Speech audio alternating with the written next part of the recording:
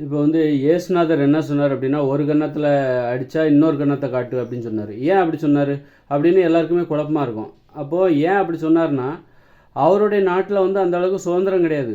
அதாவது ஒரு கன்னத்தில் அடித்தா இன்னும் நீ போய் அங்கே போய் காவல் நிலையத்தில் புகார் பண்ணி நீதிமன்றத்தின் மூலமாக உன்னை அடித்தவருக்கு தண்டனை வாங்கி கொடுப்பதற்கு, உன்னை ஒரு கன்னத்தில் அடித்தார்ல அவருக்கு தண்டனை வாங்கி கொடுப்பதற்கு அன்னைய காலத்தில் அவர் வாழ்ந்த நாட்டில் அந்த அளவுக்கு நியாயமான ஒரு ஆட்சி அங்கே நடைபெறலை. அதில் ஒரு சர்வாதிகார ஆட்சியாக இருக்கலாம்.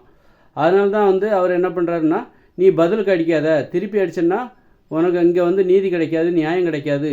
இது வந்து ஒரு நியாயம் இல்லாத ஒரு ஆட்சியில் நம்ம ஆட்சி அதிகாரத்துக்கு கீழே நம்ம வாழ்ந்துக்கிட்டு இருக்கோம். அதனால் நீ என்ன பண்ணு, திருப்பி அடித்தா உனக்கு தான் ஆபத்து. அதனால் உன்னை ஒரு கணத்தில் அடித்தாங்கன்னா நீ இன்னொரு கணத்தையும் காட்டு. நீ கோவப்பட்டால் உனக்கு தான் ஆபத்து.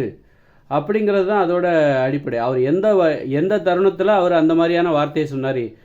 ஒரு சுதந்திரமான ஒரு நாட்டில், உரிமைகள் பாதுகாக்கப்படுகிற ஒரு நாட்டில் வாழ்ந்துக்கிட்டு ஒரு இயேசு அந்த மாதிரி ஒரு கருத்தை சொல்லியிருக்க மாட்டார்.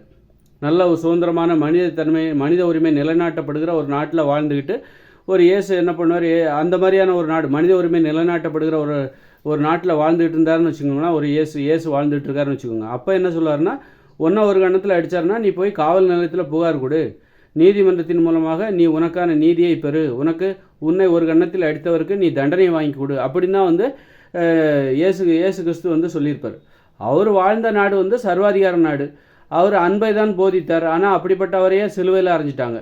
மக்களிடம் குழப்பத்தை ஏற்படுத்துகிறார். அவர் பக்கம் நிறைய மக்கள் அவர் பின்னாடி போகிறாங்க.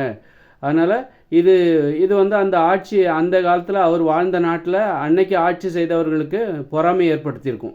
என்ன, நாம் வந்து ஒரு அரசராக இருக்கோம், நம்ம பக்கம் இந்த மக்கள் திரும்பாமல் இந்த இயேசு கிறிஸ்துவோட பக்கத்தில் இந்த மக்கள் திரும்புகிறாங்களே, அவர் பின்னாடி இவ்வளோ கூட்டம் போதே அப்படின்னு சொல்லிட்டு அவர் மேலே பொறாமப்பட்டு அவர் மேலே போய் பழியை சுமத்தி அவரை கொண்டுட்டாங்க. அந்த அளவுக்கு மோசமான ஆட்சி நடைபெறுகிற ஒரு நாட்டில் வாழ்ந்துட்டு இருக்கும்போது தான் இயேசு கிறிஸ்து என்ன சொல்கிறாருன்னா, ஒன்றா ஒரு கணத்தில் அடித்தாருன்னா நீ இன்னொரு கணத்தையும் காட்டு, நீ திருப்பி அடிக்காத, திருப்பி அடித்தா உனக்கான நியாயங்கள் இங்கு கிடைக்கப்படாது, நீ மேலும் பாதிக்கப்படுவாய் அப்படின்னு அவர் அது வந்து எல்லா நாட்டுக்கும் பொருந்தாது.